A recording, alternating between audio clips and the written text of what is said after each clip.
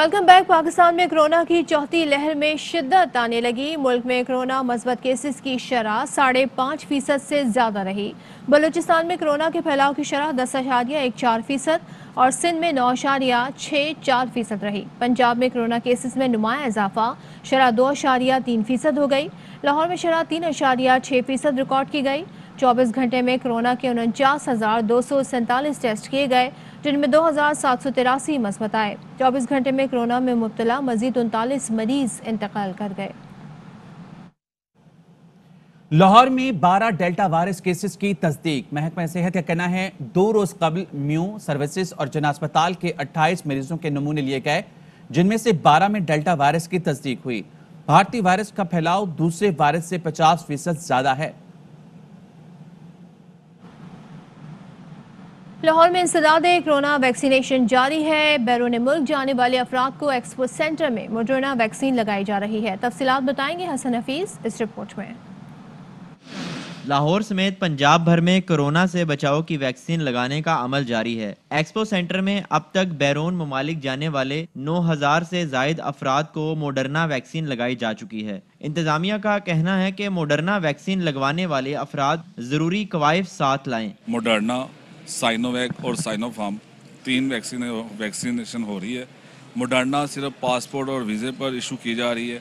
Sinopharm की second dose लगाई जा रही है और साइनोवैक की फर्स्ट डोज हाल नंबर 3 में लगाई जा रही है। फाइजर वैक्सीन मियो अस्पताल, PKLI और जिनाह अस्पताल में लगाई जा रही है। वैक्सीन के लिए आने वाले शहरियों की जानिब से सहूलियात और वैक्सीन की दस्तयाबी पर तसल्ली का इजहार किया जा रहा है। जो न्यू डेल्टा वेव आ रही है नए वायरस की, उससे भी काफ़ी हिफाजत प्रोवाइड करता है। आजकल नई वेव्स आ रही हैं, नए वेरिएंट्स आ रहे हैं, उससे बचने का यही तरीका है कि सब वैक्सीन लगवाएं। मैंने वैक्सीन की सेकेंड डोज लगवा ली है और लोगों से यही दरख्वास्त है कि वो वैक्सीन लगवाएं। शहर में अब तक 35 लाख से जायद, जबकि पंजाब भर में 1 करोड़ से जायद शहरियों को वैक्सीन लगाई जा चुकी है। कैमरामैन वारिस जमाल के साथ हसन हफीज, ARY न्यूज, लाहौर।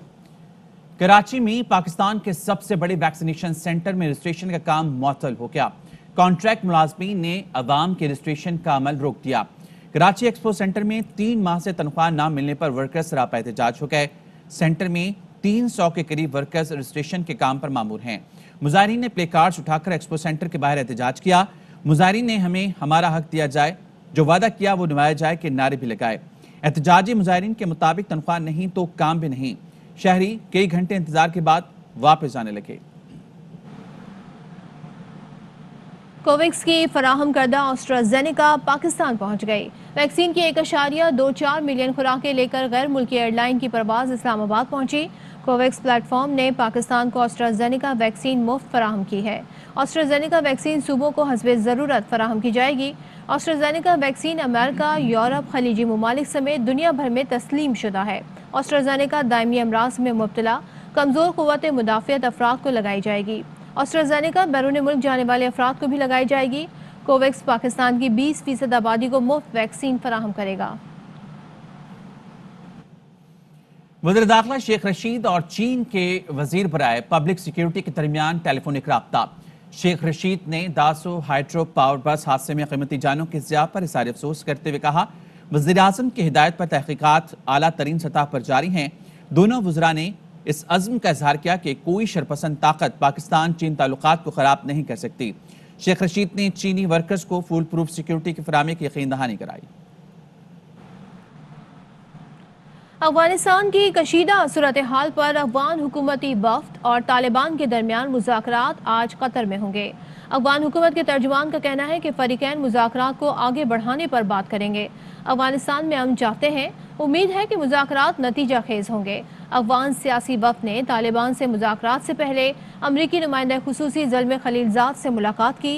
अफगान वफ्द की क़यादत अब्दुल्ला और तालिबान वफ्द की क़यादत मुल्ला अब्दुल गनी ब्रादर कर रहे हैं। अफगानिस्तान में कशीदगी अरूज पर तालिबान ने मजीद 2 अजला पर कब्जे का दावा किया है। अफगान फोर्सेस का कहना है कि सुबह बामियान में तालिबान से 2 अजला वापस ले लिए। तालिबान से मुज़ाकरात से पहले दोहा में अफगान सियासी रहनुमाओं ने अमरीकी नुमाइंदा खुसूसी ज़ल्मे खलीलजाद से मुलाकात की।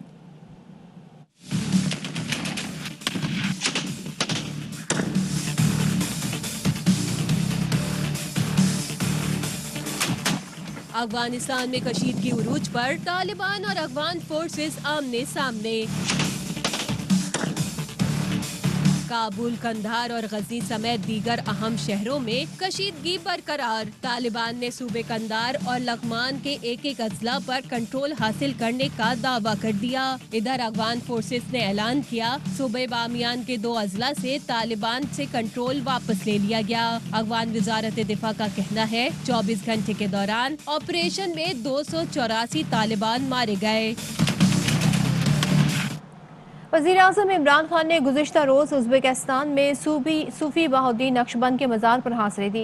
मीडिया से गुफ्तगू करते हुए कहा, पाकिस्तान और उज़्बेकिस्तान में नई और पुरजोश शुरुआत हो रही है। अब तक हमने उज़्बेक हीरोज़ को सिर्फ तारीख की किताबों में ही पढ़ा था। अवामी सतह पर दोनों मुल्कों में ख़ास राब्ते नहीं थे। हम सियासी, तिजारती और अवामी सतह पर ताल्लुकात की एक नई शुरुआत कर रहे हैं। बाहिमी ताल्लुकात अब मजबूत से मजबूत तर होते जाएंगे। History books we know all about Uzbekistan and the sense about Temur, about descendants of Temur who ruled India for 300 years. You know, we've read all this in our history books, but there was no connection. You know, there was no real connection between the people. So I think this is an exciting beginning. You will see that the people-to-people connection, trade relationship, political relationship, all these relationships will get stronger now. वफाकी वज़ीर इत्तलात और नशरियात फवाद चौधरी कहते हैं Uzbekistan हुकूमत और अवाम ने वज़ीर-ए-आज़म इमरान खान को बहुत मोहब्बत और एहतराम दिया, जिस पर उनके शुक्रगुजार हैं। उन्होंने कहा वज़ीर-ए-आज़म के दौरे ने वस्त एशिया से मुआशी और स्ट्रैटेजिक ताल्लुकात की बुनियाद रख दी है। पेशावर से ताशकंद ट्रेन और रोड नेटवर्क सीपैक और एक EU को मिला देगा। इलेक्शन कमीशन ने वफाकी वजीर अली अमीन गंडापुर पर आज़ाद कश्मीर में पाबंदी लगा दी। इलेक्शन कमीशन ने अली अमीन गंडापुर को आज़ाद कश्मीर से निकल जाने का हुक्म दे दिया। आज़ाद कश्मीर इलेक्शन कमीशन ने चीफ सेक्रेटरी को खत इरसाल कर दिया, जिसमें लिखा गया है कि अली अमीन गंडापुर की तकरीर से अमन का मसला पैदा हो रहा है। ज़ाब्ता अखलाक की खिलाफ वर्जी पर इक़दाम किए जा रहे हैं। आज़ाद कश्मीर में इंतखाबी गहमा गहमी जारी। वज़ीर-ए-आज़म इमरान खान आज बाग आज़ाद कश्मीर में इंतखाबी जलसे से खिताब करेंगे। इस बारे में मजीद बात करेंगे हमारे नुमाइंदे ताहिर अब्बासी जी। ताहिर जी बिल्कुल, मैं इस वक्त मौजूद हूँ बॉयज़ डिग्री कॉलेज बाग के अंदर। आज यहाँ पाकिस्तान तहरीक इंसाफ का जलसा आम हो रहा है, जिसके मेहमान खुसूसी वज़ीर-ए-आज़म पाकिस्तान इमरान खान है। जलसे की तैयारियां मुकम्मल कर ली गई है। सिक्योरिटी के फुल प्रूफ इंतजामात हैं। इमरान खान आज शाम 4 बजे इस कॉलेज स्टेडियम में एक बड़े जलसा आम से खिताब करेंगे। आज हजारों की तादाद में काफिले बॉयज कॉलेज बाग की तरफ रवा दवा हैं। 9 जो उम्मीदवारान हैं PTI के, वो भी इस जलसा में शिरकत करेंगे। जी, आज़ाद कश्मीर में सियासी जमातों की इंतखाबी सरगर्मियां जारी हैं। आसिफा भुट्टो जरदारी आज कोहाला पुल से रैली की क़यादत करते हुए मुजफ्फराबाद पहुंचेंगी और स्कूल ग्राउंड में जलसे से खिताब करेंगी। रैली और जलसे की तैयारियों के हवाले से जानते हैं हमारे नुमाइंदे मोहम्मद काशिफ से। काशिफ, बताइए। जी, आज़ाद कश्मीर इलेक्शन के हवाले से सियासी पारा इस वक्त आई है। तमाम सियासी जमातें जो है अपनी ताकत का मुजाहरा कर रही हैं। रैली की सूरत में और जलसों की सूरत में आपसे कुछ देर बाद जो आसिफा भुट्टो जरदारी हैं इस कोहाला पुल पर जो है पहुंचेंगी और रैली की क़यादत में अपने इंतखाबी हलकों से होते हुए मुजफ्फराबाद स्कूल ग्राउंड में पहुंचेंगी। वहाँ पर जो जलसे से खिताब भी करेंगे। कारकुन जो है वो यहाँ पर पहुँचना शुरू हो गए, उनसे बात करते हैं। आसिफा भुट्टो जरदारी आ रही हैं, ये रैली की क़यादत करेंगे। हम उनके इस्तकबाल के लिए कोहाला पुल पे पहुँचे हैं और इंशाल्लाह हम उनका भरपूर इस्तकबाल करेंगे और उनके साथ मुजफ्फराबाद तक जाएंगे। हमारे कारकुन आने शुरू हो गए हैं। आसिफा भुट्टो जरदारी रैली में मुख्तसर खिताब करने के बाद तकरीबन 4 बजे के करीब जलसागाह पहुँचेगी, वहाँ पर भी खिताब करेंगी। जी, जाली राजकुमारी का बयानिया कश्मीरियों ने मुस्तरद कर दिया। मुआविन खुसूसी वज़ीर आला पंजाब फिरदौस आशिक अवान कहती हैं PTI कश्मीर में हुकूमत बनाने जा रही है। कश्मीरी अपने हर दिल अजीज रहनुमा इमरान खान की राह तक रहे हैं। PTI कश्मीर में हकीकी तरक्की और खुशहाली ला रही है, जबकि जाली राजकुमारी कश्मीर में मोदी का एजेंडा आगे बढ़ा रही है।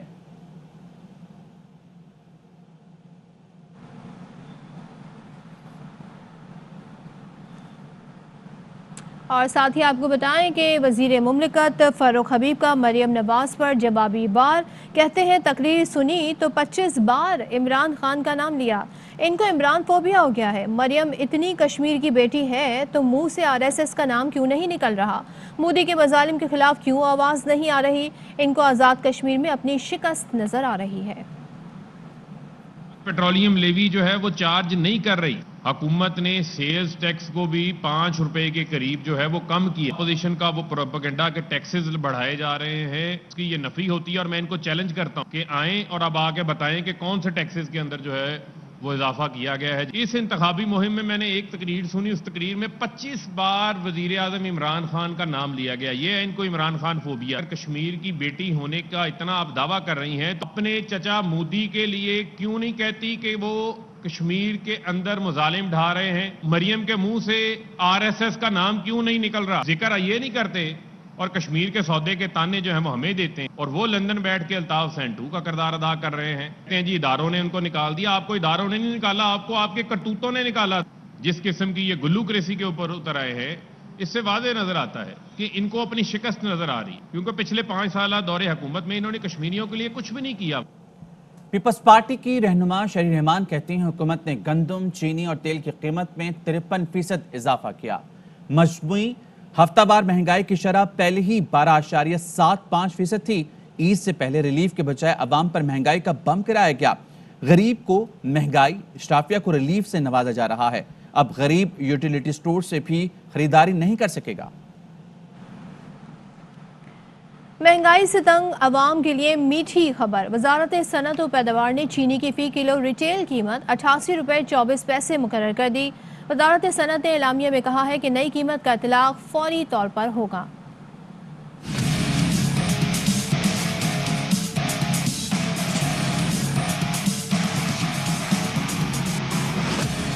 नमकीन ईद पर मीठा भी तो जरूरी है। अवाम के लिए अच्छी खबर, चीनी 88 रुपये 24 पैसे फी किलो मिलेगी।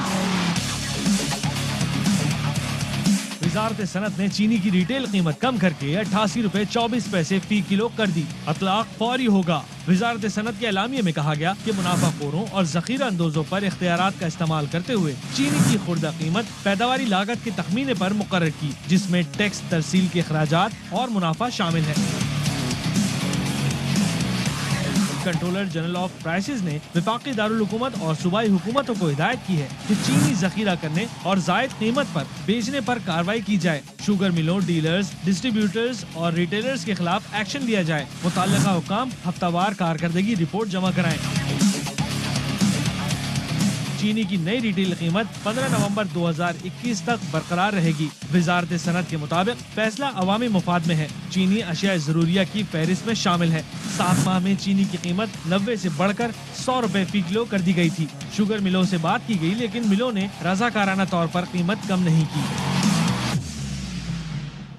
दादू में पहाड़ों से आने वाले बरसाती पानी के रेलों ने सैलाबी सूरत-ए-हाल पैदा कर दी है। मुतादिद देहात पानी की लपेट में आ गए हैं। तहसील जोही का चूंकि पहाड़ी इलाकों में बारिश के बाद नदी नालों में तुगयानी आ गई। सैलाब के बायस दर्जनों देहात मुतासिर। गाज नदी में पानी की सतह 28 फीट तक पहुंच गई। तहसील जोही की यूसी छन्नी में सैलाबी रेला घरों में दाखिल हो गया। 150 से ज्यादा देहातों का दादू और जोही से राब्ता मुनक़ता हो गया। कराची में काला बोर्ड पर बरसाती नाला 17 साला लड़के की जान ले गया।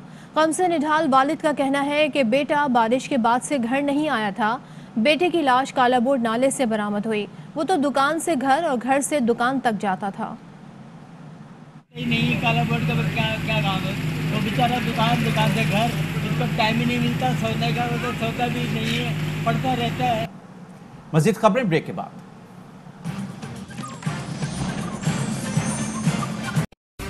अहम तरीन खबरें अब एक क्लिक की दूरी पर। आपके पसंदीदा टॉक शोज हों या अहम मुल्की या गैर मुल्की शख्सियात की न्यूज कॉन्फ्रेंसेस, हर लम्हा बाखबर रहने के लिए सब्सक्राइब करें हमारा YouTube चैनल। मौसम की सूरत हाल हो या खेल के मैदान से खबरें, अपने मोबाइल फोन से मुल्की और बैनुल-अक़वामी अहम खबरों तक रसाई के लिए डाउनलोड कीजिए मोबाइल ऐप। बावसूख ज़राए से मुसद्दिका खबरों, तज्जियों और तबसरों से मुस्तफीद होने के लिए विजिट कीजिए पाकिस्तान की सबसे बड़ी न्यूज वेबसाइट www.arYnews.tv।